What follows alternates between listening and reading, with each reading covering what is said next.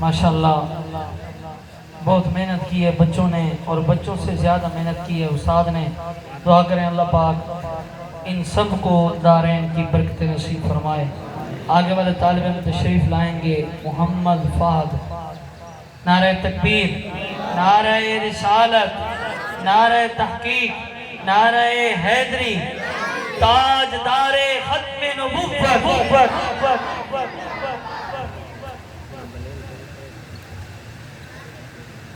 الحمدللہ وحدہ والصلاة والسلام على من لا نبی بعدہ وعلى آلہ واصحابہ اوفوا عہدہ۔ اما بعد فاعوذ باللہ من الشیطان الرجیم، بسم اللہ الرحمن الرحیم۔ وقل جاء الحق وزهق الباطل ان الباطل كان زهوقا۔ صدق اللہ العلی العظیم۔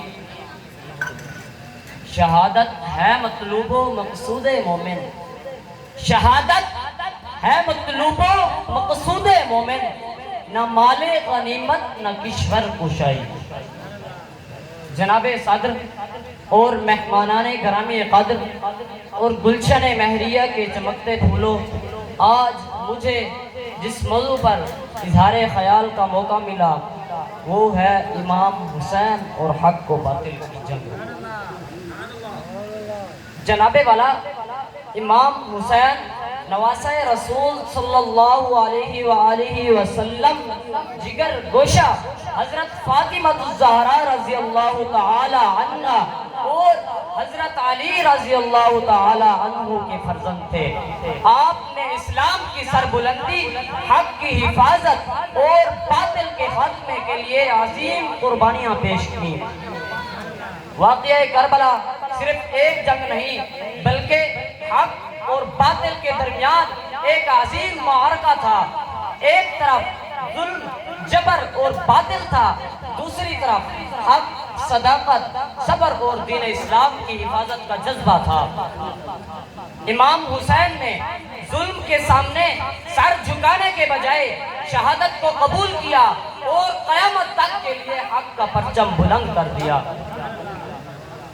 اور اسی طرح قرآن مجید میں اللہ تعالیٰ ارشاد فرماتا ہے وَقُلْ جَاءَ الْحَقُّ وَزَهَقَ الْبَاطِلُ إِنَّ الْبَاطِلَ كَانَ زَهُوقًا۔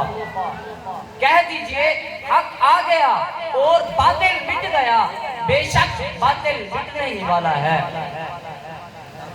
امام حسین کا پیغام یہ تھا کہ مسلمان ہمیشہ حق کا ساتھ دیں اور ظلم کے خلاف آواز بلند کریں اور دین کی خاطر ہر قربانی دینے کے لیے تیار رہیں۔ سامعین ذی وقار، امام حسین نے ہمیں سکھایا کہ اگر حق کی خاطر جان بھی دینی پڑے تو پیچھے نہیں ہٹنا چاہیے۔ آپ رضی اللہ تعالی عنہ کی قربانی رہتی دنیا تک تمام مسلمانوں کے لیے مشعل راہ ہے۔ آئیے چند ایک واقعات سے میں آپ کو روشناس کراتا ہوں۔ حضرت ابراہیم علیہ السلام نے لوگوں کو ایک اللہ کی عبادت کی دعوت دی جبکہ نمرود خود کو خدا کہتا تھا۔ حضرت ابراہیم علیہ السلام نے حق کا پیغام بلند کیا اور باطل کے سامنے جھکنے سے انکار کر دیا۔ حضرت ابراہیم علیہ السلام نے اور آپ علیہ السلام نے شہادت کو قبول کیا اور قیامت تک کے لیے حق کا پرچم بلند کر دیا۔ فرعون نے خدائی کا دعویٰ کیا اور بنی اسرائیل پر ظلم ڈھائے۔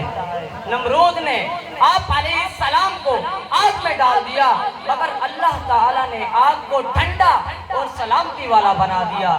اس طرح حق کو کامیابی اور باطل کو شکست ہوئی۔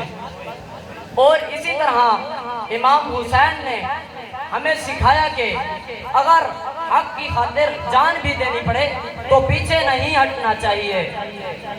حضرت ابراہیم علیہ السلام نے فرعون خدائی کا دعویٰ کیا اور بنی اسرائیل پر ظلم ڈھائے۔